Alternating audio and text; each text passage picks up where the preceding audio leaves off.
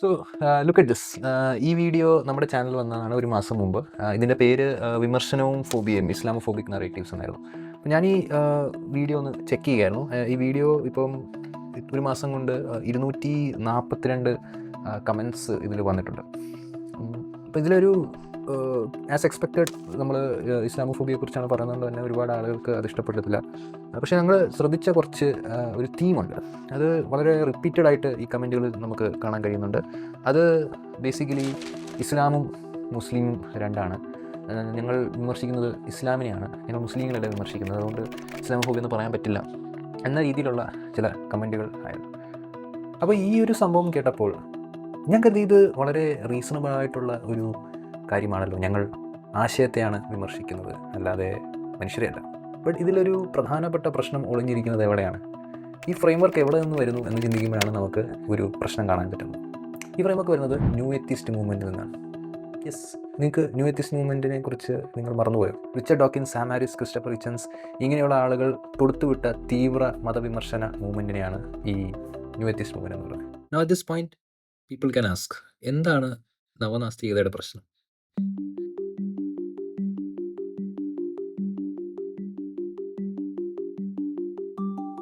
ഇത് മനസ്സിലാക്കണമെന്നുണ്ടെങ്കിൽ ആദ്യം നമുക്ക് ഈ നവനാസ്തിക ഫ്രെയിംവർക്ക് എന്താണെന്ന് കൃത്യമായി മനസ്സിലാക്കേണ്ടതുണ്ട്. നവനാസ്തിക ഫ്രെയിംവർക്ക് മതത്തെ ഒരു വൈറസായിട്ടാണ് കാണുന്നത്. മാറ്റമില്ലാത്ത, യുക്തിയില്ലാത്ത, തീവ്രമായി പടരുന്ന ഒരു വൈറസ്. നിങ്ങളെല്ലാവരും ലാസ്റ്റ് ഓഫ് അസ് എന്ന ഒരു സീരീസ് കണ്ടിട്ടുണ്ടോ? ഇത് ബേസിക്കലി ഒരു ഫിക്ഷണൽ ലോകത്തെക്കുറിച്ചാണ് പറയുന്നത്. ആ ലോകത്ത് ഒരുതരം ഫംഗസ് എല്ലാ മനുഷ്യരെയും ബാധിച്ചിരിക്കുകയാണ്.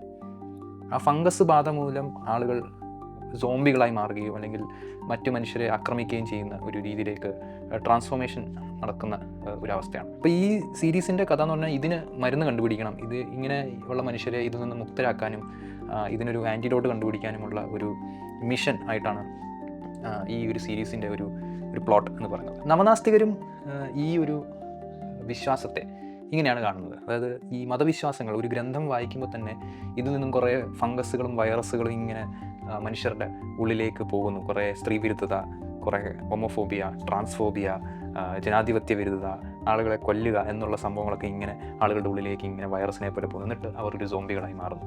സോ എവറി റിലീജിയസ് പേഴ്സൺ ഈ മതം പഠിക്കുമ്പോൾ പുള്ളിയുടെ ഉള്ളിൽ ഒരു വൈറസിൻ്റെ ചില കയറുന്നുണ്ട്. ആൻഡ് ആ വൈറസ് എപ്പോൾ ആണെങ്കിലും ആക്ടിവേറ്റ് ആകാം. റിമെമ്പർ ഇന്ത്യൻ സിനിമയിൽ റോബോട്ടിൽ ഒരു ചിപ്പ് മാറ്റുമ്പോൾ നല്ല റോബോട്ടും ചിപ്പ് നമ്മൾ റീപ്ലേസ് ചെയ്യുമ്പോൾ മോശം റോബോട്ടും ആവുന്ന മാതിരി തന്നെ മനുഷ്യരുടെ ഉള്ളിലെല്ലാം ഈ ഒരു സോഫ്റ്റ്വെയർ പ്രശ്നമുണ്ട്. അപ്പോൾ ആ സോഫ്റ്റ്വെയർ പ്രശ്നം എന്ന് പറയുന്നതാണ് ഈ റിലീജിയസ് ഐഡിയോളജി. അപ്പോൾ നമ്മൾ ഈ ഐഡിയോളജിയെ നമ്മൾ ഇവിടുന്ന് പറിച്ചു മാറ്റി കഴിഞ്ഞാൽ ഇവർ നല്ല മനുഷ്യരാണ്. അത് നമുക്ക് റിച്ചർഡ് ഡോക്കിൻസിൻ്റെ എഴുത്ത് നമുക്ക് കാണാൻ പറ്റും.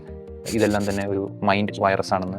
മറ്റ് പല ന്യൂ എത്തിസ്റ്റ് മൂവ്മെൻറ്റിന് കൂടെ നിന്ന് പലതരത്തിലുള്ള എത്തിസ്റ്റ് ആക്ടിവിസ്റ്റുകൾ അവരുടെ എഴുത്തുകളെല്ലാം തന്നെ ഇതൊരു രോഗാവസ്ഥയായിട്ട് തന്നെ കാണണം എന്നാണ് പറയുന്നത്. മതവിശ്വാസം എന്നൊരു രോഗാവസ്ഥയെ തന്നെ കാണണം. അപ്പോൾ അതുകൊണ്ട് തന്നെ പലപ്പോഴും വിശ്വാസികളായ മനുഷ്യർ ചെയ്യുന്ന തെറ്റുകൾ അവരുടെ സാഹചര്യങ്ങൾ കൊണ്ടല്ല അവർ ചെയ്യുന്നത്, മറിച്ച് അവരുടെ ഉള്ളിലുള്ള ഈ സോഫ്റ്റ്വെയർ പ്രവർത്തിക്കുന്നുണ്ടാണ്, അല്ലെങ്കിൽ അവരുടെ ഉള്ളിലെ വിശ്വാസം പ്രവർത്തിക്കുമ്പോഴാണ്. ചുരുക്കി പറഞ്ഞാൽ അവരുടെ വൈറസ് പ്രവർത്തിക്കുമ്പോഴാണ്. അതുകൊണ്ട് തന്നെ നാസ്തികർ ഒരു തെറ്റ് ചെയ്ത് കഴിഞ്ഞാൽ അതിന് കാരണം മറ്റു പലതും, എന്നാൽ വിശ്വാസികൾ ഒരു തെറ്റ് ചെയ്യുന്നുണ്ടെങ്കിൽ അതിന് കാരണം മതവുമായി മാറുന്നു. ഇപ്പോൾ ഉദാഹരണത്തിന് സ്ത്രീവിരുദ്ധത, ട്രാൻസ്ഫോബിയ, ഹോമോഫോബിയ ഇത് പറയുന്ന നാസ്തികരുമുണ്ട്, വിശ്വാസികളുമുണ്ട്. എന്നാൽ വിശ്വാസികളായിട്ടുള്ള ആളുകൾ ഇത് പറയുന്നതിന് കാരണം മതമാണ് എന്ന് വളരെ ലളിത യുക്തിയിൽ നമുക്ക് ഇത് വെച്ച് ഈ ഒരു ഫ്രെയിംവർക്ക് വെച്ച് എത്താൻ പറ്റും. സർപ്രൈസിംഗ്ലി എക്സ് മുസ്ലിം ആയിട്ടുള്ള ആളുകൾ എന്തെങ്കിലും ചെയ്യുവാണെങ്കിൽ ഇതേ ആളുകൾ തന്നെ പറയാറുണ്ട് ഇത് ഇവരുടെ ഉള്ളിലുള്ള സുഡാപ്പിത്തരം അല്ലെങ്കിൽ ഇസ്ലാം വീണ്ടും ഉണരുന്നു എന്നത്. So I need to correct myself. ഇത് എല്ലാ എത്തിസ്റ്റുകളും ചെയ്യുമ്പോൾ ഈ പ്രശ്നമില്ല, പക്ഷേ എക്സ് മുസ്ലിംസ് ആയിട്ടുള്ള എത്തിസ്റ്റുകൾ ചെയ്താലും ആളുകൾ പറയും ഇവരുടെ ഉള്ളിലെ ഇസ്ലാം വീണ്ടും ഉണർന്നു. ഇത് വെസ്റ്റേൺ നവനാസ്തികതയിൽ മാത്രമല്ല, കേരളത്തിലെ നവനാസ്തികതയിലും നമുക്ക് കാണാൻ പറ്റും. We can hear slogans like Osama bin Laden എന്ന വ്യക്തി വളരെ നല്ല മനുഷ്യനായിരുന്നു ഇസ്ലാമില്ലായിരുന്നെങ്കിൽ. അതായത് ഒസാമ ബിൻ ലാദൻ ജനിച്ച് വളർന്ന സാഹചര്യം, അവിടുത്തെ പൊളിറ്റിക്സ്, അവിടുത്തെ ഈ കോൺഫ്ലിക്റ്റുകൾ, ഈ മിഡിൽ ഈസ്റ്റും യു എസും തമ്മിലുള്ള കോൺഫ്ലിക്റ്റുകൾ, യുദ്ധങ്ങൾ, മറ്റ് രാഷ്ട്രീയ സാഹചര്യങ്ങളൊന്നും തന്നെ നോക്കേണ്ടതില്ല. ജസ്റ്റ് ഇസ്ലാം എന്ന ഒരു വൈറസ് എന്നുള്ള ഐഡിയോളജി ഇല്ലായിരുന്നെങ്കിൽ ഈ ഒസാമ ബിൻ ലാദൻ എന്ന വ്യക്തി നല്ലൊരു മനുഷ്യനായനെ എന്നാണ് ഇവർ അനലൈസ് ചെയ്യുന്നത്. സോ ഈ ഒരു ന്യൂ എത്തിസ്റ്റ് ഫ്രെയിംവർക്ക് എടുത്തിട്ട് നമ്മൾ മുസ്ലിങ്ങളെ നോക്കുമായിരിക്കുമ്പോൾ നമുക്ക് കിട്ടുന്ന കൺക്ലൂഷൻസ് എന്തുമായിരിക്കും? ഇമാജിൻ നിങ്ങൾക്ക് ഒരു മുസ്ലിം സുഹൃത്തുണ്ടെന്ന്. ഒരു ദിവസം നിങ്ങളുടെ സുഹൃത്ത് പറയുകയാണ്, ഡേ ഇനി മുതൽ ഞാൻ മദ്യപാനമൊക്കെ നിർത്താൻ പോവുകയാണ്. മുസ്ലിങ്ങളെയല്ല ഞങ്ങൾ ഇസ്ലാമിനെയാണ് വിമർശിക്കുന്നത് എന്ന് പറയുന്ന ഈ പുള്ളിയുടെ സുഹൃത്തുക്കളുടെ മനസ്സിൽ പെട്ടെന്ന് ഒരു സംശയം വരികയാണ്. ഇവൻ്റെ ഉള്ളിലെ വൈറസ് പ്രവർത്തിക്കാൻ തുടങ്ങിയോ? എനിക്ക് പണ്ടേ സംശയം ഉണ്ടായിരുന്നു അവന്.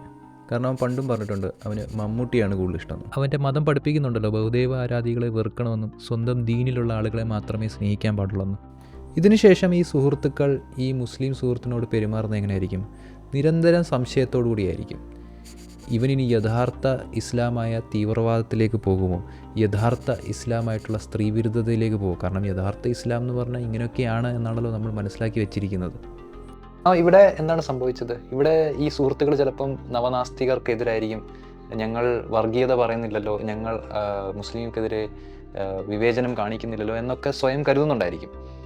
പക്ഷേ ഇവർ ഉപയോഗിക്കുന്ന ഈ ഒരു ഫ്രെയിംവർക്ക് ഇപ്പോഴും നവനാസ്തികരുടെ ഫ്രെയിംവർക്ക് തന്നെയാണ്. ഇവരിപ്പോഴും ഇവിടെ ഉപയോഗിക്കുന്ന ഒരു ടൂൾ എന്ന് പറയുന്നത് ഞങ്ങൾ ഇസ്ലാമിനെയാണ് പേടിക്കുന്നത്, മുസ്ലിങ്ങളെ അല്ല. ഇസ്ലാം എന്ന വൈറസ് മുസ്ലിങ്ങൾക്കുള്ളിലുണ്ടോ ഇല്ലയോ എന്ന് മാത്രമേ ഞങ്ങൾ ചെക്ക് ചെയ്യുന്നുള്ളൂ എന്നൊക്കെയാണ് ഇവർ ഇപ്പോഴും ഈ ഒരു എക്സാമ്പിളിൽ ചെയ്യുന്നത്.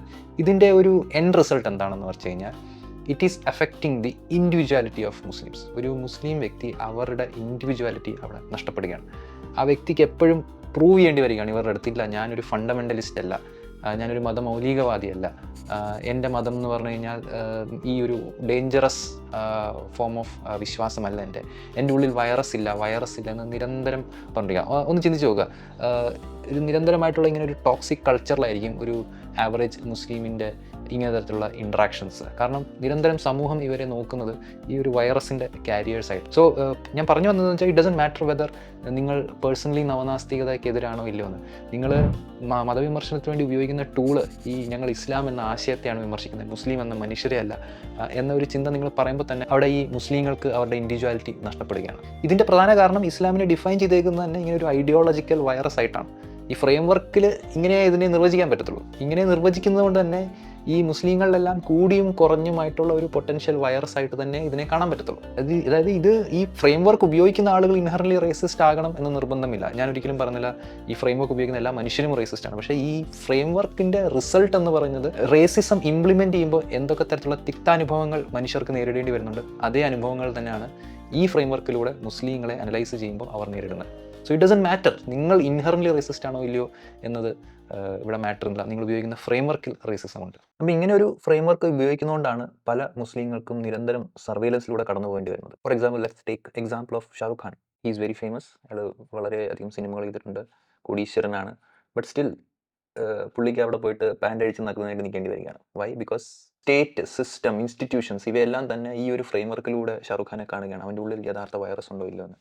So it's not about some individuals only. അതായത് ചില ഇൻഡിവിജ്വൽസിൻ്റെ കാര്യം മാത്രമല്ല, ഈ ഫ്രെയിംവർക്ക് സ്റ്റേറ്റ്, സംവിധാനങ്ങൾ, ഇൻസ്റ്റിറ്റ്യൂഷൻസ്, ഇങ്ങനെയുള്ള ഓരോ ഓർഗനൈസേഷൻസ് പോലും ചെയ്യുന്നുണ്ട്. എയർപോർട്ടുകളിൽ മുസ്ലിങ്ങളെ ഡിസ്പ്രപ്പോർഷനേറ്റ് ആയിട്ട് തന്നെ മാറ്റി നിർത്തി ചെക്ക് ചെയ്യുന്നത് എന്താണെന്ന് വെച്ച് കഴിഞ്ഞാൽ ഇവരുടെ ഉള്ളിൽ ആ വൈറസ് ഉണ്ടോ എന്നുള്ളത് ചെക്ക് ചെയ്യുന്നതാണ്.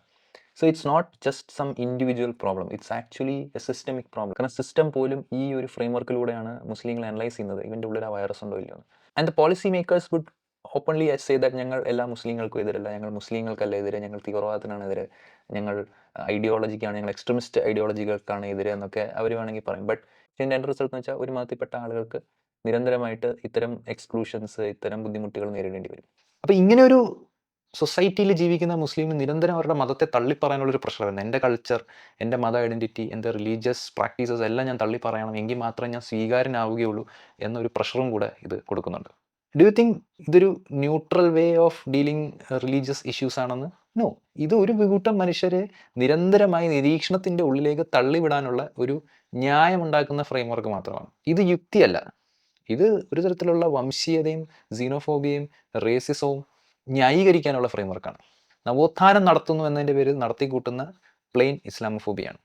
ഇങ്ങനെയുള്ള എല്ലാ നിഗമനത്തിലും അവരെത്തുന്നത് ഒരു തിയോളജിക്കൽ അണ്ടർസ്റ്റാൻഡിങ് ഓഫ് ഇസ്ലാം വഴിയാണ്. തിയോളജി വെച്ചിട്ട് സാമൂഹിക പ്രശ്നങ്ങൾ അല്ലെങ്കിൽ സോഷ്യോളജിക്കൽ ഇഷ്യൂസിനെ പരിഹരിക്കാൻ ശ്രമിക്കുന്നു എന്നതാണ് ഇവർ ചെയ്യുന്ന ഒരു തെറ്റ്. മതങ്ങളെ പറ്റിയുള്ള ഒരു തിയോളജിക്കൽ അണ്ടർസ്റ്റാൻഡിങ് എടുത്തിട്ട് ഇവർ മതങ്ങൾ, അതിൽ പ്രത്യേകിച്ച് ഇസ്ലാമിനെ ഇവർ മോഡൽ ചെയ്യുന്നത് വസ്തുനിഷ്ഠമായിട്ടുള്ള, കാലത്തിനും സമയത്തിനും അതീതമായിട്ടുള്ള അനങ്ങാപ്പാറ പോലത്തെ സ്ട്രക്ചേഴ്സായിട്ടാണ്. കാലത്തിനും സമയത്തിനും അനുസരിച്ച് മാറാത്ത ഒരു മതമാണ് ഇസ്ലാം എന്നാണ് ഇവർ മോഡൽ ചെയ്യുന്നത്. ഓഫ് കോഴ്സ് ഇവിടെ ഗ്രന്ഥങ്ങൾ മാറി എന്നല്ല നമ്മൾ പറയുന്നത്. പക്ഷേ ഗ്രന്ഥങ്ങൾ മാറിയില്ല എന്നതിൽ ഉപരിയായിട്ട് ഈ മതങ്ങൾക്ക് അർത്ഥം വരുന്നത് 2 കാരണങ്ങൾ വഴിയാണ്. ഒന്ന്, ഈ മതവിശ്വാസികൾ ആ വരികൾക്ക് എന്ത് അർത്ഥം കൊടുക്കുന്നു, മതവിശ്വാസികൾ അവരുടെ ജീവിത സാഹചര്യത്തെക്കുറിച്ച് എങ്ങനെ മനസ്സിലാക്കുന്നു, അഥവാ അവരുടെ ജീവിത സാഹചര്യം എന്താണ്. അപ്പം ഈ 2 സംഭവം നമ്മൾ എടുക്കുമ്പോൾ തന്നെ നമുക്ക് മനസ്സിലാകാം, ഇത് ഒരിക്കലും ഒരു സ്റ്റാറ്റിക് ആയിട്ടുള്ള ഒരു സംഭവം, ഇതൊരു ഒഴുകുന്ന നദി പോലെ പോകുന്നതാണ്. എല്ലാ മതവും അങ്ങനെ തന്നെയാണ്. അപ്പോൾ സോഷ്യോളജിക്കലി നോക്കുമ്പോൾ, not the point, sociologically, theologically അല്ല, സോഷ്യോളജിക്കലി നമ്മൾ നോക്കുമ്പോൾ ഇസ്ലാം എന്ന ഏകശിലാരൂപം ഇല്ല. This brings us to the next topic, which is sociology.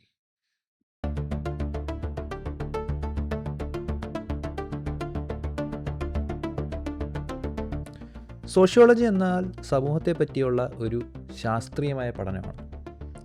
സമൂഹത്തിൽ എന്തൊക്കെ തരത്തിലുള്ള റിലേഷൻഷിപ്സ് ഉണ്ടാവുന്നുണ്ട്, സമൂഹത്തിൻ്റെ പാറ്റേൺസ് എന്താണ്, ഈ സാമൂഹിക ഘടനകൾ എങ്ങനെയാണ് കൾച്ചറിനെ ഷേപ്പ് ചെയ്യുന്നത്, ഇവ എങ്ങനെയാണ് മനുഷ്യരുടെ വിശ്വാസങ്ങളെ ഷേപ്പ് ചെയ്യുന്നത് എന്നതിനെ പറ്റിയൊക്കെയുള്ള ഒരു ശാസ്ത്രീയമായ പഠന രീതി. ആദ്യം നമുക്ക് ഒരു ലളിത യുക്തിയിൽ എങ്ങനെയാണ് മതവിശ്വാസം നിൽക്കുന്നത് എന്ന് നോക്കാം. ഈ മോഡൽ പ്രകാരം സമൂഹമുണ്ട്, സമൂഹത്തിൽ കുറച്ച് മതപുസ്തകങ്ങളുണ്ട്. ഈ മതപുസ്തകങ്ങളിൽ നിന്നും മതഗ്രന്ഥങ്ങളിൽ നിന്നും ഓരോ ഐഡിയാസ് സമൂഹത്തിലേക്ക് ഇങ്ങനെ ഇൻജക്റ്റ് ആയിക്കൊണ്ടിരിക്കുന്നു. അങ്ങനെ സമൂഹത്തിൽ റിഗ്രസീവായിട്ടുള്ള ആശയങ്ങളുണ്ടാകുന്നു. അങ്ങനെ ഈ മോഡൽ പ്രകാരം സമൂഹത്തിലെ പ്രശ്നങ്ങൾക്ക് പല കാരണങ്ങളുണ്ട്. അതിൽ ഒരു കാരണം മതമാണ്. അങ്ങനെ ഒരു കൺക്ലൂഷനിലേക്ക് നമുക്ക് ഇത് വെച്ച് എത്തിപ്പെടാൻ പറ്റുന്നുണ്ട്. Sounds so easy right? ഭയങ്കര ഇൻറ്റ്യൂട്ടീവ് ആയിട്ടുള്ളൊരു മോഡലാണ്. പക്ഷേ ഇത് അപ്പാടെ തെറ്റാണ്. I need to interject here. There are 2 types of people here. അത് നമ്മൾ കൃത്യമായിട്ട് മനസ്സിലാക്കേണ്ടതുണ്ട്. There are some people who think മതമാണ് പ്രധാന കാരണമെന്ന്, and there are some people who think പല കാരണങ്ങളിൽ ഒരു കാരണം മതമാണ്. We need to explicitly say that both these frameworks are wrong. Both these viewpoints are false in this context. ഇനി റിയാലിറ്റിയിൽ എങ്ങനെയാണ് മതം പ്രവർത്തിക്കുന്നതെന്ന് മനസ്സിലാക്കണമെന്നുണ്ടെങ്കിൽ ആദ്യം നമ്മൾ ആ സമൂഹത്തിൻ്റെ മെറ്റീരിയൽ കണ്ടീഷൻസ് എന്താണെന്ന് മനസ്സിലാക്കണം. എന്താണ് ഈ മെറ്റീരിയൽ കണ്ടീഷൻസ്? ഈ സമൂഹത്തിലെ ഭരണവ്യവസ്ഥ എന്താണ്? ഇത് കൊളോണിയലിസമാണോ, ലിബറൽ ഡെമോക്രസിയാണോ? സമൂഹത്തിൻ്റെ സ്റ്റെബിലിറ്റി എന്താണ്? അവിടെ ഇടയ്ക്കിടയ്ക്ക് സിവിൽ വാർസ് ഉണ്ടാവാറുണ്ടോ, കലാപങ്ങൾ ഉണ്ടാവാറുണ്ടോ? ഇവിടുത്തെ സാമൂഹിക ഘടന എന്താണ്? ഉദാഹരണത്തിന് ഇന്ത്യ പോലുള്ള രാജ്യങ്ങളിൽ കാസ്റ്റ് സിസ്റ്റം എന്ന് പറഞ്ഞൊരു ഗ്രേഡഡ് ഇനീക്വാലിറ്റി ഉണ്ട്. ചരിത്രപരമായിട്ട് തന്നെ ചില മനുഷ്യരെ അധികാര സ്ഥാനങ്ങളിൽ നിന്നും വിഭവങ്ങളിൽ നിന്നും മാറ്റി നിർത്തിയിട്ടുണ്ട്. ഈ സമൂഹത്തിലെ എക്കണോമിക് സിസ്റ്റം എങ്ങനെയാണ്? ഫ്യൂഡൽ സിസ്റ്റമാണോ, ക്യാപിറ്റലിസമാണോ, സോഷ്യലിസമാണോ? ഇവയാണ് നമ്മൾ ആ സമൂഹത്തിലെ മെറ്റീരിയൽ കണ്ടീഷൻസ് അഥവാ ഭൗതിക യാഥാർത്ഥ്യങ്ങൾ എന്ന് പറയുന്നത്. ഈ മെറ്റീരിയൽ കണ്ടീഷൻസിൻ്റെ ഉള്ളിലേക്കാണ് ഓരോ പൗരനും ജനിച്ചു വീഴുന്നത്. ഈ മെറ്റീരിയൽ കണ്ടീഷൻസിലാണ് സമൂഹം വളരുന്നത്. സമൂഹത്തിൻ്റെ സാധ്യതകളും പരിമിതികളും നിർണ്ണയിക്കുന്നത് ഈ മെറ്റീരിയൽ കണ്ടീഷൻസാണ്. ഈ മെറ്റീരിയൽ കണ്ടീഷൻസ് ആ സമൂഹത്തിൽ ചില ജീവിതാനുഭവങ്ങൾ സൃഷ്ടിക്കുന്നു. ഈ ജീവിതാനുഭവങ്ങളാണ് സമൂഹത്തെ എന്ത് തരം മതവിശ്വാസത്തിലേക്ക് നയിക്കുന്നു എന്നത് തീരുമാനിക്കുന്നത്. ഗ്രന്ഥങ്ങളിൽ നിന്ന് എന്തുതരം അർത്ഥം നമ്മൾ എടുക്കണം, എന്തുതരം വ്യാഖ്യാനങ്ങൾ നമ്മൾ എടുക്കണം, എന്തുതരം വ്യാഖ്യാനങ്ങൾ നമ്മൾ തള്ളണം എന്ന് നിർണ്ണയിക്കുന്നത് യുക്തിയല്ല, മറിച്ച് ഈ ജീവിതാനുഭവങ്ങളാണ്. ഈ ജീവിതാനുഭവങ്ങൾക്ക് അനുസരിച്ചാണ് ആളുകൾ അവരുടെ മതഗ്രന്ഥങ്ങളിലുള്ള അർത്ഥങ്ങൾ വ്യാഖ്യാനിച്ചെടുക്കുന്നത്. ഉദാഹരണത്തിന് ഇലക്ട്രിസിറ്റി ഇല്ലാത്ത, വഴിവിളക്കുകളില്ലാത്ത സമൂഹത്തിൽ രാത്രി ഇറങ്ങിയാൽ പ്രേതം പിടിക്കും എന്നുള്ള കോൺസെപ്റ്റുകളും ഐഡിയോളജിയും കൂടുതലായിരിക്കും. നമ്മുടെ നാട്ടിലൊരു ചൊല്ലുണ്ടല്ലോ, KCBയുടെ ഇലക്ട്രിക് പോസ്റ്റുകൾ വന്നതിന് ശേഷം യക്ഷികളില്ലാതായെന്ന്. അതെന്താണ്? അവിടുത്തെ ഒരു സാമൂഹിക സാഹചര്യം മാറി. രാത്രിയിൽ ഇറങ്ങി നടക്കാൻ പറ്റും എന്ന ഒരു സാഹചര്യം വന്നപ്പോൾ അവിടെ യക്ഷി എന്നുള്ളൊരു ഐഡിയോളജി, യക്ഷി എന്നൊരു കഥ ഇല്ലാതായി. അപ്പോൾ പറഞ്ഞു വരുന്നത് എന്താണെന്ന് വെച്ച് കഴിഞ്ഞാൽ, ഈ സോഷ്യോളജിക്കൽ ലെൻസിലൂടെ നോക്കുമ്പോൾ മതമല്ല പ്രശ്നങ്ങൾക്ക് കാരണം. സമൂഹത്തിലെ മെറ്റീരിയൽ കണ്ടീഷൻസ് സൃഷ്ടിക്കുന്ന ജീവിതാനുഭവങ്ങളാണ് പ്രശ്നങ്ങളുടെ ഡിറ്റർമിനിങ് ഫാക്ടർ. അല്ലാതെ പല കാരണങ്ങളുണ്ട്, അതിലൊരു കാരണം മതമാണ് എന്നതല്ല ഈ മോഡൽ പറയുന്നത്. ഇവിടെ നമുക്ക് മനസ്സിലാകേണ്ട ഒരു കാര്യം എന്ന് വെച്ചാൽ, മതങ്ങൾ അല്ല പ്രവർത്തിക്കുന്നത്, മനുഷ്യരാണ്. മതങ്ങൾക്ക് പ്രവർത്തിക്കാൻ പറ്റത്തില്ല, മനുഷ്യർക്കേ പ്രവർത്തിക്കാൻ പറ്റത്തുള്ളൂ. ആൻഡ് മനുഷ്യരുടെ പ്രവർത്തനം എപ്പോഴും ഈ നമ്മൾ നേരത്തെ പറഞ്ഞ ഭൗതിക സാഹചര്യങ്ങൾക്ക് ഉള്ളിലായിരിക്കും. അവിടുത്തെ കൊളോണിയൽ വാഴ്ച, അവിടുത്തെ സാമ്പത്തിക സിസ്റ്റം, ഇതിനുള്ളിൽ മാത്രമേ മനുഷ്യർ പ്രവർത്തിക്കത്തുള്ളൂ. അപ്പം മനുഷ്യരുടെ പ്രവർത്തനങ്ങൾ എപ്പോഴും ഷേപ്പ് ചെയ്യുന്നത് ഈ പറഞ്ഞ കാര്യങ്ങളായിരിക്കും. അതുകൊണ്ട് തന്നെ സോഷ്യോളജിയിൽ നമ്മൾ നോക്കുമ്പോൾ ദ ഇസ്ലാം എന്ന് പറയുന്ന ഒരു ഏക രൂപമായിട്ടുള്ള ഒരു സാധനത്തെ നമുക്ക് കാണാൻ പറ്റത്തില്ല. അല്ലെങ്കിൽ തന്നെ നിങ്ങളൊന്ന് ചിന്തിച്ച് നോക്കൂ, മൊറോക്കോയിലെ ഇസ്ലാമും ഇന്തോനേഷ്യയിലെ ഇസ്ലാമും ഒന്നാണോ? അതോ 7-ാം നൂറ്റാണ്ടിലെ അറബ് നാടുകളിൽ നിൽക്കുന്ന ഇസ്ലാമും ഇന്നത്തെ കാലത്ത് അറബ് രാജ്യങ്ങളിൽ നിൽക്കുന്ന ഇസ്ലാമും ഒന്നാണ്?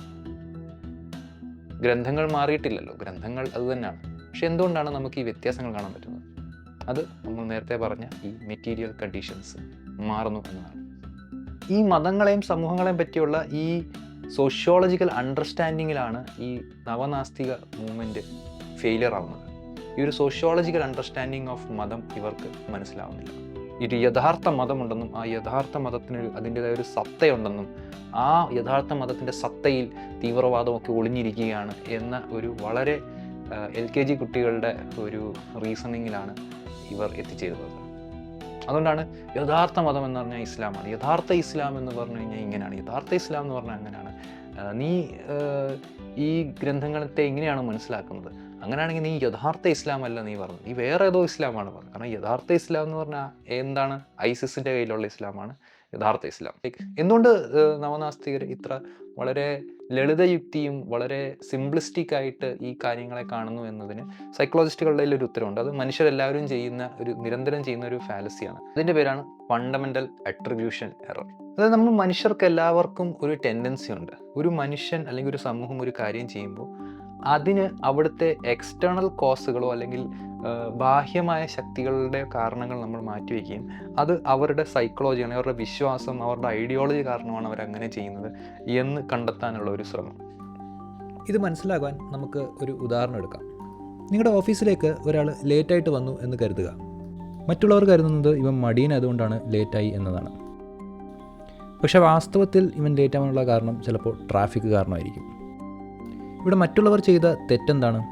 ആ വ്യക്തിയുടെ വ്യക്തിഗത കാര്യങ്ങളായിട്ടുള്ള ആറ്റിറ്റ്യൂഡ്, പേഴ്സണാലിറ്റി, ഇവയ്ക്കാണ് ആളുകൾ കുറ്റം പറയാൻ ശ്രമിക്കുന്നത്. But this is plainly wrong. ഇവിടുത്തെ കുറ്റക്കാരെന്ന് പറയുന്നത് external ഫാക്ടേഴ്സാണ്.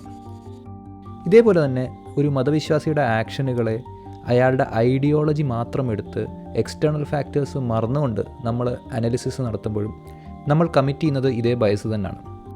Let us look at a paper from Amarnath Amarsingam. ഇതിനകത്ത് അദ്ദേഹം വ്യക്തമായി പറയുന്നത് മതവിശ്വാസം എന്ന് പറയുന്നത് പലപ്പോഴും സാഹചര്യങ്ങളുടെ കാരണമാണ്, അല്ലാതെ ആ വ്യക്തിയുടെ എന്തോ ഇൻറ്റേർണൽ കാരണം കൊണ്ടുണ്ടാവുന്നതല്ല എന്നാണ്. ഇത് മനസ്സിലാക്കണമെങ്കിൽ നമുക്കൊരു ഉദാഹരണം എടുക്കാം. For example, Israel Palestine conflict നോക്കുകയാണെങ്കിൽ പലസ്തീൻ ജനതയുടെ പോരാട്ടം അത് ഹമാസ് ഉൾപ്പെടെയുള്ള മിലിറ്റൻ്റ് ഗ്രൂപ്പുകളുടെ ചെറുത്തുനിൽപ്പ് എന്ന് പറയുന്നത് ചരിത്രത്തിലുടനീളം മറ്റ് പ്രദേശങ്ങളിൽ കൊളോണിയലിസത്തിൻ്റെ അണ്ടറിൽ പ്രവർത്തിച്ചിരുന്ന ഏതൊരു സ്വദേശീയ ജനതയുടെയും പോരാട്ടത്തിന് സമാനമായിട്ട് തന്നെയാണ്. അമേരിക്ക കൊളനൈസ് ചെയ്യാമെന്ന വെളുത്ത വർഗ്ഗക്കാർക്കെതിരെ അവിടുത്തെ നേറ്റീവ് അമേരിക്കൻസ് യുദ്ധം ചെയ്തിട്ടുണ്ട്. ഓസ്ട്രേലിയ കൊളനൈസ് ചെയ്യാമെന്നപ്പോൾ ഓസ്ട്രേലിയയിലെ ഇൻഡിജിനസ് ആളുകളും തിരിച്ച് യുദ്ധം ചെയ്തിട്ടുണ്ട്.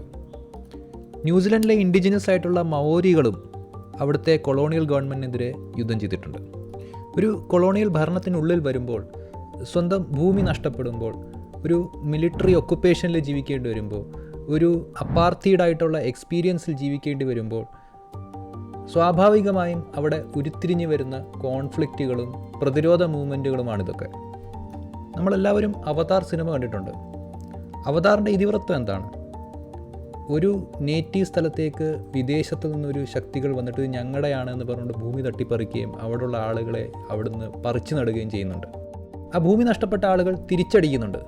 ആ തിരിച്ചടിക്കുമ്പോൾ അവർ ചിലപ്പോൾ അവരുടെ ദൈവസങ്കല്പങ്ങളെയും അവരുടെ മതസങ്കല്പങ്ങളെയും ഉയർത്തിക്കാട്ടുന്നുണ്ട്.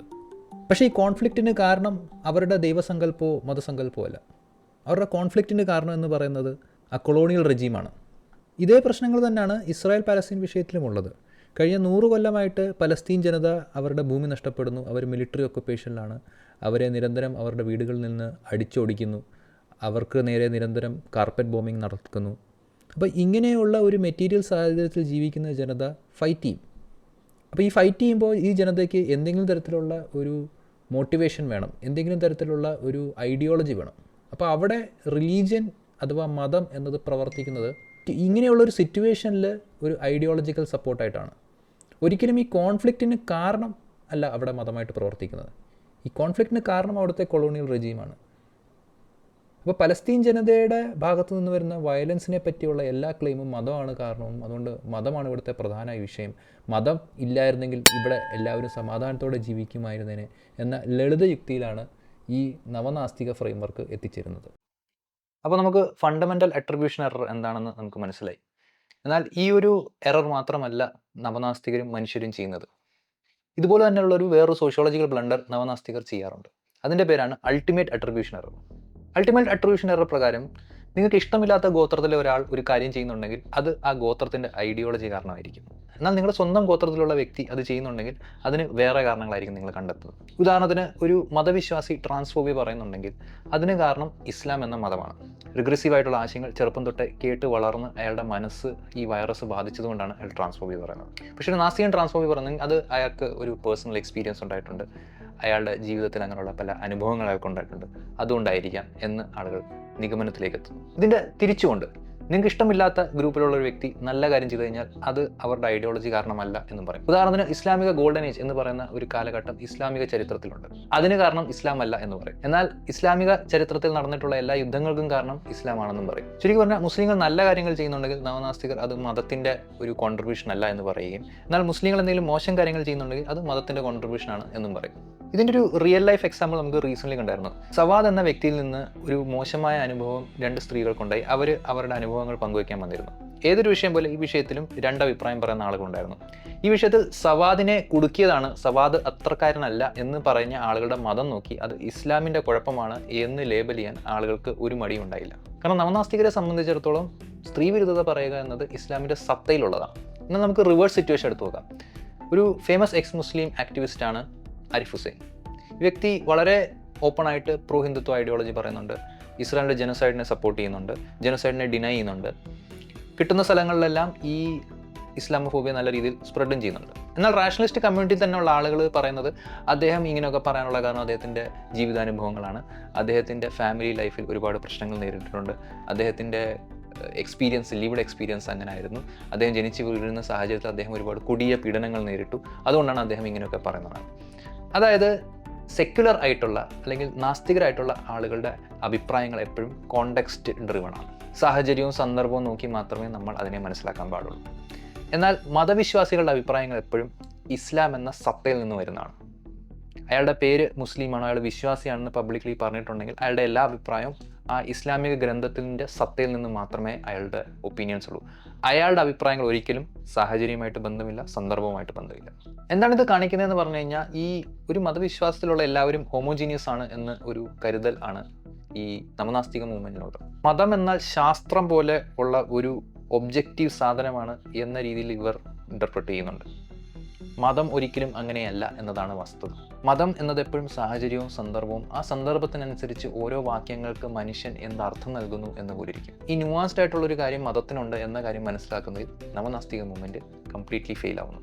ഇതിനകത്ത് സാം ഹാരിസ് ഒക്കെ വളരെ കൃത്യമായിട്ട് ബ്ലണ്ട്ലി തന്നെ പറയുന്നുണ്ട്, ലിറ്ററലായിട്ട് അഥവാ ഈ ഗ്രന്ഥത്തിൽ എങ്ങനെ പറഞ്ഞോ അതിനെ അതേപടി മനസ്സിലാക്കുന്ന ആളുകൾ മാത്രമാണ് യഥാർത്ഥ വിശ്വാസി. ഗ്രന്ഥങ്ങളെ വേറെ രീതിയിൽ ഇൻ്റർപ്രറ്റ് ചെയ്യുന്ന ആളുകൾ ഡിസോണസ്റ്റ് ആണ് എന്ന് വരെ നവനാസ്തിക മൂവ്മെൻറ്റ് പറയുന്നുണ്ട്. അപ്പോൾ ഈ ഫ്രെയിം വർക്ക് വെച്ച് ഈ ലിറ്ററൽ ആയിട്ടുള്ള വയലൻ്റ് ആയിട്ടുള്ള എന്തെങ്കിലും അർത്ഥമുണ്ടെങ്കിൽ ആ അർത്ഥം എടുക്കുന്ന ആളുകൾ മാത്രമേ യഥാർത്ഥ വിശ്വാസികളുള്ളൂ, ബാക്കി എല്ലാവരും ഹിപ്പോക്രൈറ്റ്സ് ആണ്. പക്ഷേ സോഷ്യോളജിയിൽ അങ്ങനെ ഒരു ഇൻ്റർപ്രിട്ടേഷനേ ഇല്ല. ഈ വിഷയങ്ങളെ പറ്റി വർഷങ്ങളായിട്ട് റിസർച്ച് ചെയ്യുന്ന ആളുകൾ ഇങ്ങനൊരു അഭിപ്രായമേ പറയുന്നില്ല. Then the question naturally comes, what are sociologists actually doing? ഇപ്പം സോഷ്യോളജിസ്റ്റുകൾ അപ്പോൾ എങ്ങനെയാണ് ഈ പ്രശ്നങ്ങൾ മനസ്സിലാക്കുന്നത്? Because we know that there are lot of problems like transphobia, homophobia, sexism.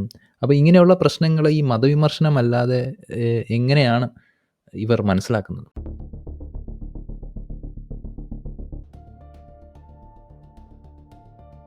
ഞാൻ ഒരു സോഷ്യോളജിയിൽ വന്ന പേപ്പർ നോക്കുമായിരുന്നു and I have many with me to discuss about the same.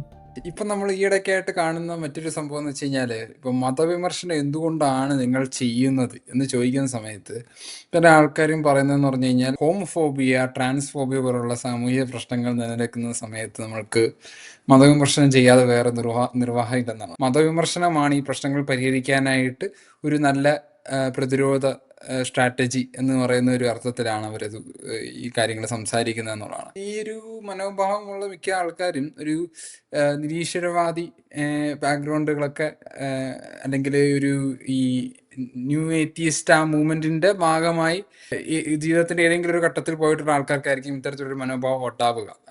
ആ ന്യൂ ഏത്തീസ്റ്റ് ഫേസിൽ നിന്ന് അവർ ഇൻഹെറിറ്റ് ചെയ്തിട്ടുള്ള ചില ധാരണകളായിരിക്കാം, അബദ്ധധാരണകളായിരിക്കും ഇങ്ങനെയൊക്കെയുള്ള വിശ്വാസങ്ങളുടെ കാര്യം വെച്ചാൽ. പക്ഷെ ഇത് നേരത്തെ പ്രതീക്ഷ പറഞ്ഞു വരുന്ന ഒരു നൈവ് സോഷ്യോളജിക്കൽ മോഡലാണ്.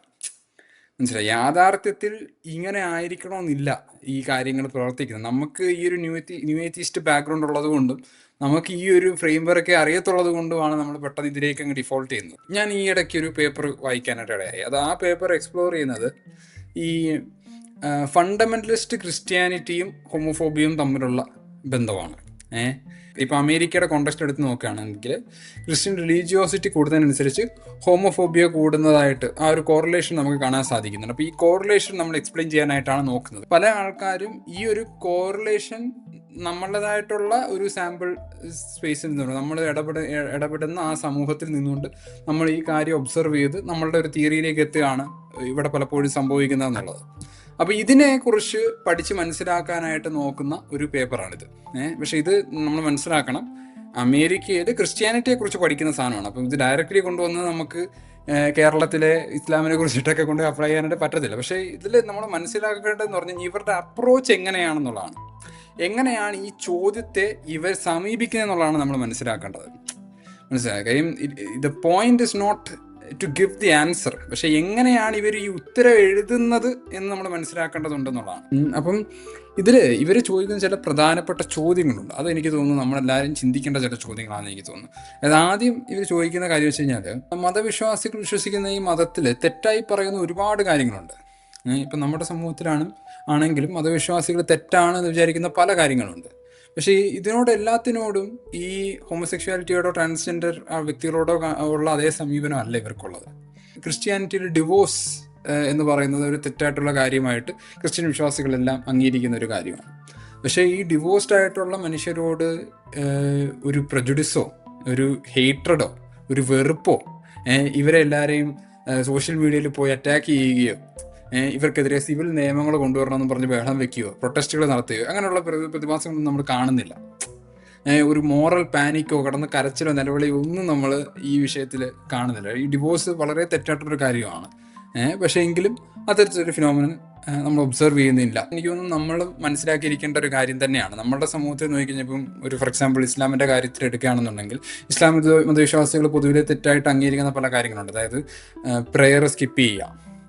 പ്രെയർ സ്കിപ്പ് ചെയ്യുന്നത് ഒരു വളരെ തെറ്റായിട്ടൊരു കാര്യമായിട്ട് തന്നെയാണ് അവർ മനസ്സിലാക്കുന്നത്. പക്ഷേ ഈ പ്രെയർ സ്കിപ്പ് ചെയ്യുന്ന ആൾക്കാരെ സോഷ്യൽ മീഡിയയിൽ തേടി പിടിച്ചിട്ട് അവരെ ഹറാസ് ചെയ്യുകയോ അവരെ തെറി വിളിക്കുകയോ ഇപ്പോൾ കുണ്ടൻ പോലുള്ള വാക്കുകൾ ഉണ്ടാക്കി അവരെ കളിയാക്കുകയോ ഒന്നും ചെയ്യുന്നതായിട്ട് നമ്മൾ കാണുന്നില്ല. അബ്ദുള്ള ബൈസിലൊന്നും പ്രസന്റേഷൻസ് ചെയ്യുന്നില്ല, പ്രയർ ഇതിനെ കുറിച്ച് നിരന്തരം പ്രസംഗിക്കുന്നൊന്നുമില്ല. അതെ, ആന്റി പ്രെയർ ഐഡിയോളജി എന്ന് പറഞ്ഞുകൊണ്ട് അബ്ദുള്ള ബാസിൽ പ്രസന്റേഷൻ ചെയ്യുന്നില്ല. അവരാരും ഇവിടെ വന്ന് ഇങ്ങനെ വേളം വെക്കാനോ ഇങ്ങനെയുള്ള പരിപാടികൾക്കൊന്നും നിൽക്കുന്നില്ല. അവർ ഡോക്യുമെന്ററീസ് ഇറക്കുന്നില്ല. പ്രെയർ സ്കിപ്പ് ചെയ്യുന്ന മനുഷ്യർ എന്ന് പറഞ്ഞിട്ട് ഒരു ഡോക്യുമെന്ററി ഒന്നും നമ്മൾ കാണുന്നില്ല. അപ്പോൾ അവർക്ക് അതാണ് ഈ ഹോമോസെക്ഷുവാലിറ്റിയോടുള്ള അതേ സമീപനമല്ല ഈ മതത്തിൽ തെറ്റായി കാണുന്ന എല്ലാ വിഷയങ്ങളോടും ആൾക്കാർക്കുള്ളത്. അതായത് ഇപ്പം നമ്മൾ ഈ ന്യൂ ഏത്തീസ്റ്റ് മനോഭാവത്തിൽ നിന്ന് നമ്മൾ മനസ്സിലാക്കുന്ന ഒരു കാര്യം വെച്ച് കഴിഞ്ഞാൽ, മതത്തിലൊരു കാര്യം തെറ്റായിട്ട് പറയുന്നു, അത് വിശ്വാസികൾ മനസ്സിലാക്കി അതുവഴി ഇവരുടെ ഉള്ളിൽ പ്രജുഡിസ് ഉണ്ടാകുന്നു എന്നുള്ളതാണ്. അങ്ങനെയാണെങ്കിൽ മതത്തിൽ തെറ്റായിട്ട് പറയുന്ന എല്ലാ കാര്യങ്ങളോടും ഇവർക്ക് ഇത്തരത്തിലൊരു പ്രജുഡിസ് ഉണ്ടാവണം. പക്ഷെ അങ്ങനെ ഒരു പ്രജുഡിസ് നമ്മൾ ഉണ്ടാകുന്നതായിട്ട് കാണുന്നില്ല എന്നുള്ളതാണ്. അപ്പം ആ തിയറി ഭയങ്കര ഇൻകേപ്പബിൾ ആണ് എന്നുള്ളതാണ് ഇതുവഴി നമുക്ക് മനസ്സിലാക്കാൻ കഴിയുന്നത്. ഈ തിയറി കൊണ്ട് നമുക്ക് അധികം കാര്യങ്ങൾ വിശദീകരിക്കാൻ പറ്റും. നമുക്കത് അപ്പിയറിംഗ് ആയിട്ട് തോന്നുന്നു, ഇൻഡിവിറ്റീവായിട്ട് തോന്നുന്നു എന്നുള്ളതല്ലാതെ ഇതുകൊണ്ട് ഒരു സോഷ്യോളജിക്കലി പ്രത്യേകിച്ച് അല്ലെങ്കിൽ ഒരു സമൂഹത്തെ മനസ്സിലാക്കുന്നതിൽ പ്രത്യേകിച്ച് യൂസ് ഒന്നും ഇല്ല എന്നുള്ളതാണ് ഇതിനകത്തെ കാര്യം എന്ന് പറയുന്നത്. പിന്നീട് ഇപ്പോൾ ഇവർ ഈ പേപ്പറിൽ ചെയ്യുന്ന കാര്യം എന്ന് വെച്ച് കഴിഞ്ഞാൽ, ഇനി ഇതിൻ്റെ യഥാർത്ഥ ഉത്തരങ്ങൾ എന്തൊക്കെയാണ് എന്നുള്ളതൊരു സോഷ്യോളജിക്കൽ മെത്തേഡിലൂടെ ഇവർ മനസ്സിലാക്കുകയാണ്. അപ്പോൾ ഈ മെത്തേഡിൽ വളരെ സ്ട്രൈക്കിംഗ് ആയിട്ടുള്ളൊരു കാര്യം എന്ന് വെച്ച് കഴിഞ്ഞാൽ, റിലീജിയൻ ഇത്തരം വിഷയങ്ങളിൽ പ്ലേ ചെയ്യുന്നത് മിയർലി ഒരു ഫങ്ഷണൽ റോളാണ് എന്നുള്ള ഒരു പെർസ്പെക്റ്റീവാണ് ഈ സോഷ്യോളജിക്കലി ഇവരെടുക്കുന്നത്. അല്ലാതെ ഇതിൻ്റെ ഒരു ഡിറ്റർമൈനിങ് ഫാക്ടർ അല്ലേ. ഇപ്പോൾ ഈ ഹോമോസെക്ഷുവാലിറ്റിയോ ഹോമോഫോബിയോ ട്രാൻസ്ഫോബിയോയുടെ ഡിറ്റർമൈനിങ് ഫാക്ടേഴ്സ് അല്ല ഈ റിലീജിയനും കാര്യങ്ങളൊന്നും. ഇതൊക്കെ ഒരു സിറ്റുവേഷൻ അല്ലെങ്കിൽ ഒരു ഫങ്ഷണൽ കോസുകളായിട്ടാണ് നമ്മൾ മനസ്സിലാക്കേണ്ടത് എന്നുള്ളതാണ് ഇവർ ആദ്യം ഈ പേപ്പറിൽ പറയുന്ന ഒരു കാര്യം എന്ന് പറഞ്ഞു കഴിഞ്ഞാൽ. അതായത് ഇപ്പോൾ എനിക്ക് ഈ പ്രെജുഡിസ് എക്സിസ്റ്റ് ചെയ്യുന്നുണ്ട്. ഈ പ്രെജുഡിസ് എക്സ്പ്രസ് ചെയ്യാനായിട്ടുള്ള ഒരു രീതിയാണ് ഈ മതം എനിക്ക് തരുന്നത്. ഇപ്പോൾ എനിക്ക് പ്രതീക്ഷയോട് ഒരു പ്രെജുഡിസ് എക്സിസ്റ്റ് ചെയ്യുന്നുണ്ട്. പക്ഷേ അത് ഞാൻ എങ്ങനെ പ്രതീക്ഷയോട് കമ്മ്യൂണിക്കേറ്റ് ചെയ്യും? പ്രതീക്ഷ, നീ ചെയ്യുന്നത് തെറ്റാണെന്ന് എൻ്റെ മതത്തിൽ പറയുന്നുണ്ട് എന്നുള്ളതാണ് അതിൻ്റെ എക്സ്പ്രഷൻ എന്ന് പറയുന്നത്. ആ ഒരു മതം അപ്പോൾ അവിടെ പ്ലേ ചെയ്യുന്ന, അല്ലെങ്കിൽ ആ റിലീജിയസ് ടീച്ചിങ് അവിടെ പ്ലേ ചെയ്ത ഒരു ഫങ്ഷണൽ റോളാണ്. എനിക്ക് പ്രതീക്ഷയോടുള്ള പ്രെജുഡിസ് എക്സ്പ്രസ് ചെയ്യാനായിട്ടുള്ള ഒരു ഫങ്ഷനാണ് അവിടെ ഈ റിലീജിയസ് ടീച്ചിങ് ചെയ്യുന്നതെന്നുള്ളത്. അത്തരത്തിലൊരു ഫങ്ഷണൽ റോളാണ് പലപ്പോഴും മതം ഈ വിഷയത്തിൽ ചെയ്യുന്നത് എന്നുള്ളതാണ് ഈ പഠനത്തിൽ പറയുന്നത്. അതിന് 3 തരത്തിലുള്ള സോഷ്യോ സൈക്കോളജിക്കൽ ഫങ്ഷൻസ് ആണ് ഇവർ ഈ പേപ്പറിൽ പറയുന്നത്. റിലീജിയൻ്റെ പല ഫങ്ഷൻസും ഉണ്ട്. റിലീജിയൻ്റെ ഒരു പ്രധാന ഫങ്ഷൻ എന്ന് പറഞ്ഞു കഴിഞ്ഞാൽ ഈ റിലീജിയസ് പ്രാക്ടീസിൽ ഇടപെടുന്ന ആൾക്കാർക്ക് അതൊരു സോഷ്യൽ സ്റ്റാറ്റസ് കൊടുക്കുന്നുണ്ട് എന്നുള്ളതാണ്. അപ്പം അതിന് വേണ്ടിയിട്ട് ഈ റിലീജിയസ് പ്രാക്ടീസസിൽ ഇൻഡൾജ് ചെയ്യുന്ന ഒരുപാട് വ്യക്തികൾ നമ്മുടെ സമൂഹത്തിലുണ്ടായിരിക്കും. ഈ സോഷ്യൽ സ്റ്റാറ്റസ് ഗെയിൻ ചെയ്യുക എന്ന് പറയുന്നത് വളരെ ഇമ്പോർട്ടൻ്റ് ആയിട്ടൊരു കാര്യമായിരിക്കാം. അപ്പോൾ അതിന് വേണ്ടിയിട്ട് ഇതൊരു ഫങ്ഷനാണ്. ഇതൊരു സോഷ്യോ സൈക്കോളജിക്കൽ ഫങ്ഷനാണ്. ഈ ഒരു ഒബ്ജക്റ്റീവ് ഗെയിൻ ചെയ്യാൻ വേണ്ടിയിട്ട് ഇത്തരത്തിലുള്ള ഹോമോഫോബിക് ആയിട്ടുള്ള ട്രാൻസ്ഫോബിക് ആയിട്ടുള്ള പ്രാക്ടീസസിൽ ഇൻഡൾജ് ചെയ്യാറുണ്ട് എന്ന് ഈ പഠനത്തിൽ പറയുന്നു. ടു അണ്ടർസ്റ്റാൻഡ് ദിസ് കോൺസെപ്റ്റ് ഞാൻ ഒരു ഉദാഹരണം പറയാം. കേരളത്തിൽ പലതരത്തിലുള്ള ഏത്തിസ്റ്റ് ഗ്രൂപ്പ്സ് ഉണ്ട്. Some atheist groups are anti reservation, അതായത് സംവരണത്തിന് എതിരാണ്. But some atheist groups are pro reservation. അപ്പോൾ നിങ്ങൾ ഈ ആൻറ്റി റിസർവേഷൻ ആർഗ്യുമെൻറ്റ്സ് വളരെ ശക്തമായിട്ട് പ്രൊപ്പഗേറ്റ് ചെയ്യുന്ന ഒരു ഏത്തിസ്റ്റ് ഗ്രൂപ്പിലെ മെമ്പർ ആണെങ്കിൽ മോസ്റ്റ് ലൈക്ലി നിങ്ങൾക്ക് സോഷ്യൽ സ്റ്റേറ്റസും അവിടെ സോഷ്യൽ അക്സെപ്റ്റൻസും കിട്ടണമെങ്കിൽ ആൻറ്റി റിസർവേഷൻ ആർഗ്യുമെൻറ്റ്സ് പ്രൊപ്പഗേറ്റ് ചെയ്യണം, വളരെ ശക്തമായി പ്രൊപ്പഗേറ്റ് ചെയ്യണം. ഇത്തരം ആൻറ്റി റിസർവേഷൻ പറയുന്ന ഏത്തിസ്റ്റ് ഗ്രൂപ്പ്സിലെ ദളിതരായിട്ടുള്ള ആളുകൾ പോലും പലപ്പോഴും ഭയങ്കര ശക്തമായിട്ട് ഈ ആൻറ്റി റിസർവേഷൻ ഐഡിയോളജീസ് പുഷ് ചെയ്യുന്നു. നമ്മൾ പറയുന്നില്ല ഇത് എല്ലാ മനുഷ്യരും ഇങ്ങനെയാണെന്ന്.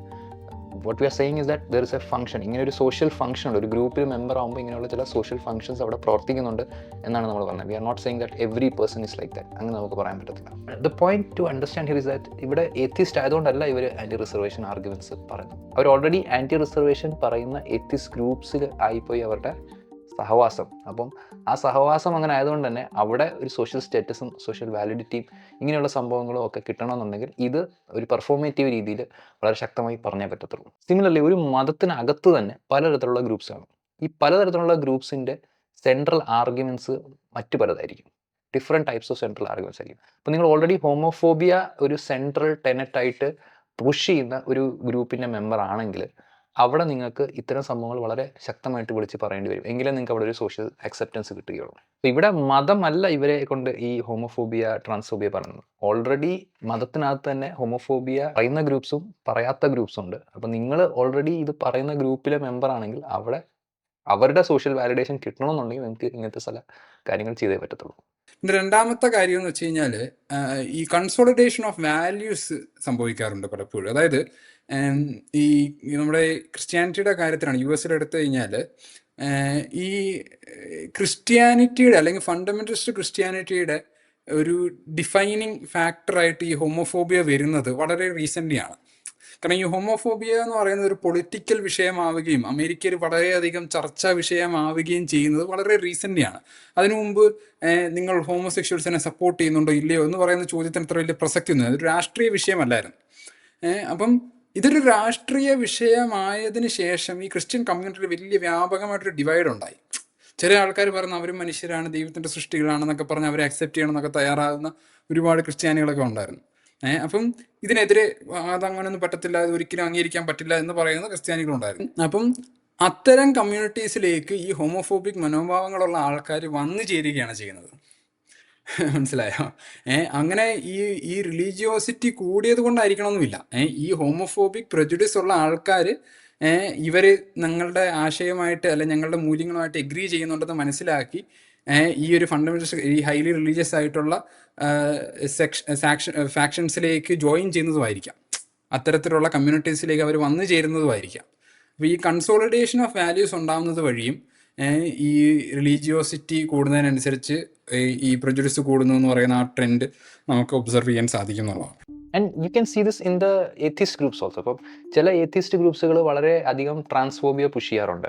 അത് റാഷണൽ അല്ല, അത് സയൻറ്റിഫിക് അല്ല എന്നുള്ള രീതിയിൽ വളരെ രീതിയിൽ പക്ക ട്രാൻസ്ഫോബിയ പുഷ് ചെയ്യാറുണ്ട്. അത്തരം ഗ്രൂപ്പിലേക്ക് നമുക്ക് ഇൻസൽ ഐഡിയോളജി പറയുന്ന ആളുകൾ ഒരുപാട് ചേക്കേറ് നമുക്ക് കാണാൻ പറ്റും.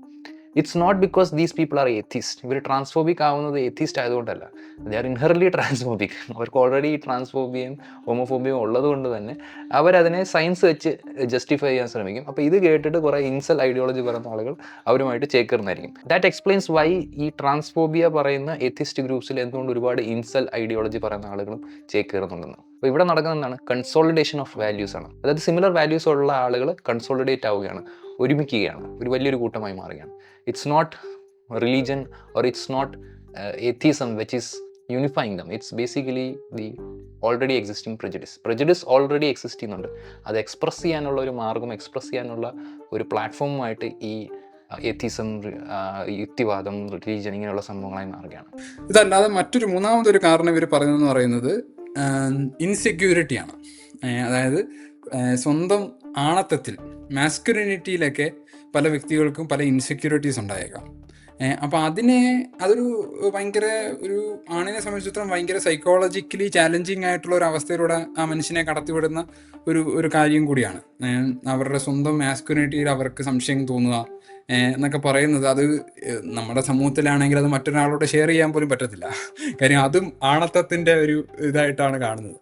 അപ്പോൾ ഇത്തരത്തിലുള്ള മാനസിക പ്രശ്നങ്ങളൊക്കെ വരുന്ന സമയത്ത് അതിനെ കൗണ്ടറാക്ട് ചെയ്യാനായിട്ട് കണ്ടെത്തുന്ന മറ്റൊരു മാർഗമാണ് ഈ റിലീജിയസ് കമ്മ്യൂണിറ്റീസിലേക്ക് എൻഗേജ് ചെയ്യുക.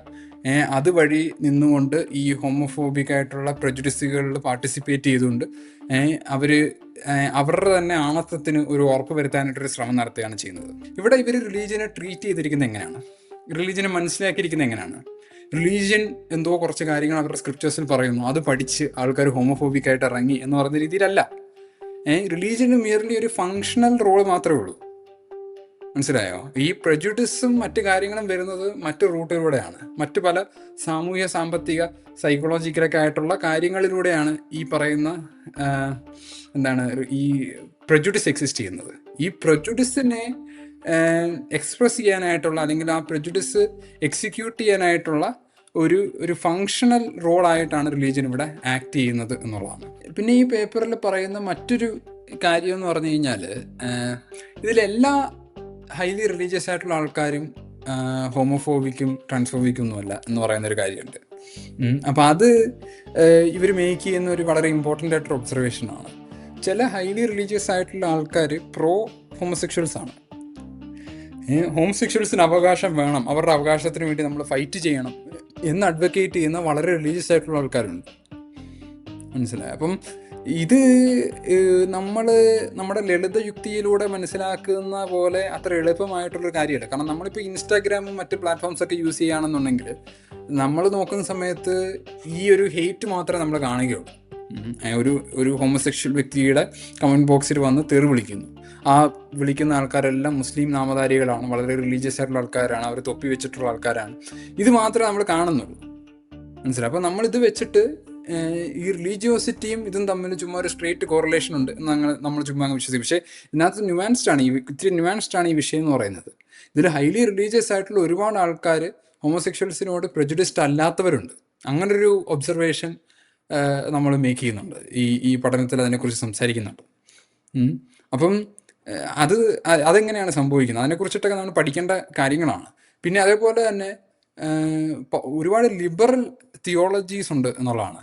അതായത് ഇപ്പോൾ ക്രിസ്ത്യാനിറ്റിയുടെ കാര്യത്തിലാണെങ്കിൽ തന്നെ ഒരുപാട് ഈ ഹൈലി റിലീജിയസ് ആയിട്ടുള്ള ലിബറൽ തിയോളജീസ്, ഇവർ ഭയങ്കര റിലീജിയസ് ആണ്, പക്ഷെ അവരുടെ തിയോളജി ഇറ്റ്സെൽഫ് എന്ന് പറഞ്ഞാൽ വളരെ ലിബറലാണ്. എല്ലാവരെയും നമ്മൾ അംഗീകരിക്കണം, അക്സെപ്റ്റ് ചെയ്യണം എന്നൊക്കെ പറയുന്ന തരത്തിലുള്ള സാധനങ്ങളായിരിക്കും.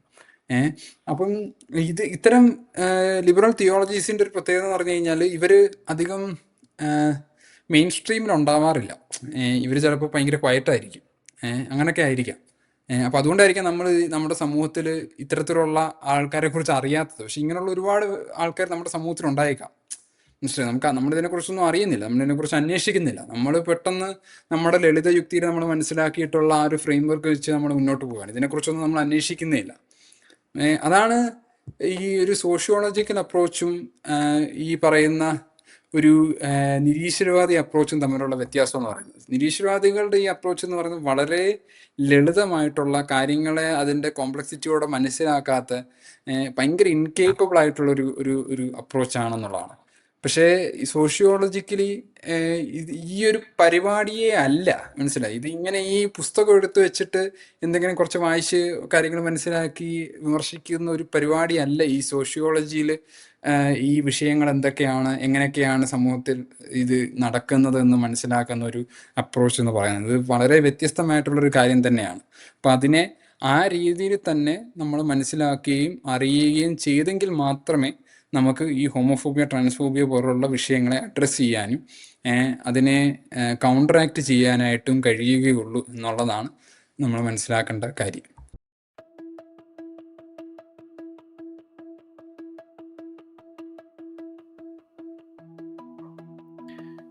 ഐ തിങ്ക് നമ്മൾ elephant in the room address ചെയ്യാതെ ഈ വീഡിയോ തീർക്കാൻ പറ്റത്തില്ല, which is basically the issues faced by ex Muslims.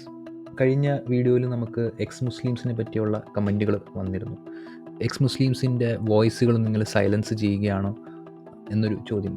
X മുസ്ലിം ആളുകൾ ഒരുപാട് ഓപ്പറേഷൻ നേരിടുന്നുണ്ട്, ഒരുപാട് പ്രശ്നങ്ങൾ നേരിടുന്നുണ്ട്. Personally I also have lot of ex Muslim friends and I know lot of problems that they face. അങ്ങനെയുള്ള ആളുകളെ ഞാൻ കണ്ടിട്ടുണ്ട്.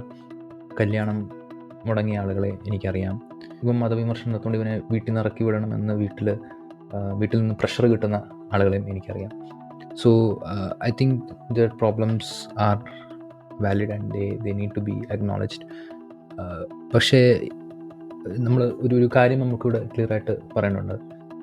ലിറ്ററേച്ചർ, ഫിലോസഫി ഇവയിലെല്ലാം നമുക്ക് വിമർശനം എന്ന പോലെ തന്നെ മതഗ്രന്ഥങ്ങളെക്കുറിച്ചുള്ള വിമർശനങ്ങളും മത ചടങ്ങുകളെ പറ്റിയുള്ള വിമർശനങ്ങളെല്ലാം നടക്കേണ്ടത് തന്നെയാണ്.